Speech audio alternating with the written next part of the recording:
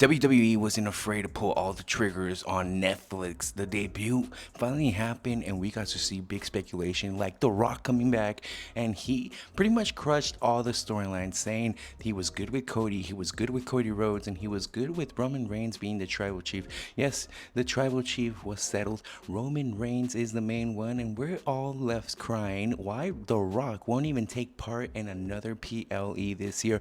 Thank you for tuning in to Ringside Riffs. My name's Andres, and we'll be covering everything that happened on Netflix and even more. WWE has been pushing the trigger. They've been putting all these advertisements all over, and it finally happened. They're on Netflix. A new wave, a new era. It all kicked off with a nice little package promo, the drone show. Everything was there. We could have seen it on YouTube a little bit earlier, but we were there and we got to see just how impressive it all was. The Rock coming back, the big pop that he got, but not all the superstars got the pop that they thought they were gonna get. Let's talk about that a little bit later. We got to see John Cena and his farewell tour. Yes, he will be retiring. He is going to be saying that he is not going for that 16th World Championship. He won't be beating the Ric Flair record. He won't be trying to. He's going to be content with where he is right now, and he's probably going to be getting the only opportunity at the Royal Rumble. Other than that,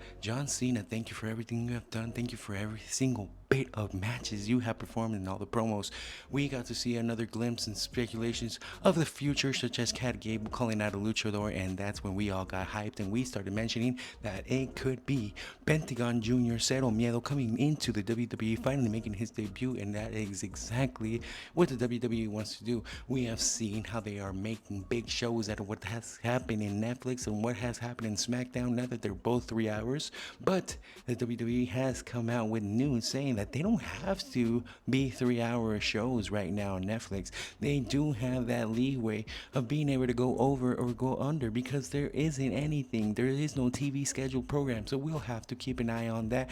Another pop was that Logan Paul is going to make his comeback, and we got to see exactly how John Cena is trying to fight in the crowd, and I really hope it's not a WrestleMania John Cena against Logan Paul. Let me know what you think John Cena's main event at WrestleMania will be in the comments down below. Again, we got to see Rhea Ripley dominate and take her title back. We got to see the Judgment Day just pretty much continue to break apart. And what I want to touch in is that last bit when Dominic Mysterio wanted to hug Rhea Ripley after she had announced herself as the champion, after she had dominantly given 2 reptile bombs to Liv Morgan. We got to see exactly what Dominic was doing. He tried to go back Slytherin and bring Rhea Ripley back into the Judgment Day. Was this all a plan? Was this a plan of Liv Morgan that was a plan B, saying, hey, try to get her back into your arms and have her credibility? Or is this just Dominic Mysterio? We have to see where the Judgment Day will go from here, but it could be mean bad news, bad fractures, and everything in between. We also got to see some backstage things about what's going to happen next week in Netflix.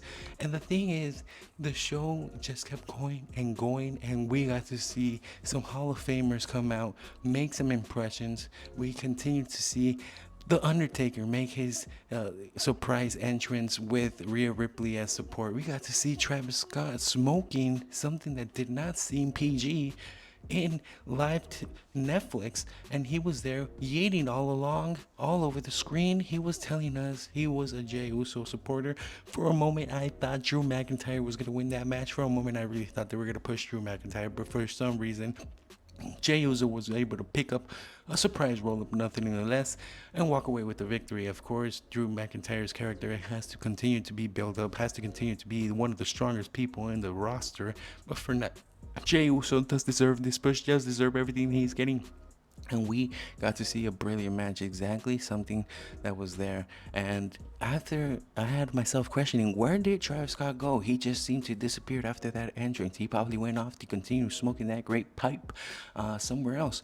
But if anything, nobody even mentioned that. Usually Pat McAfee is pretty good at mentioning those type of things. He has mentioned that with the Snoop Dogg, WDOG, and we continue to see where it happened. And that's when the legend came out, Hulk Hogan, here with his All-American song, and this is what has me scratching. people were singing along. I saw the video. I saw how people were singing along to I am a real American. And then out of nowhere, everybody started booing him. And it was because he was doing the same bits he did at the rally. Now, I get it. It's in California. It is not a supportive Trump state. And of course, we're not going to get into politics here. But did the legend Hulk Hogan, I mean, the man who literally built the brand, deserves so much booing on the Netflix debut? That's gonna be forever remembered, and it's gonna probably be a controversy.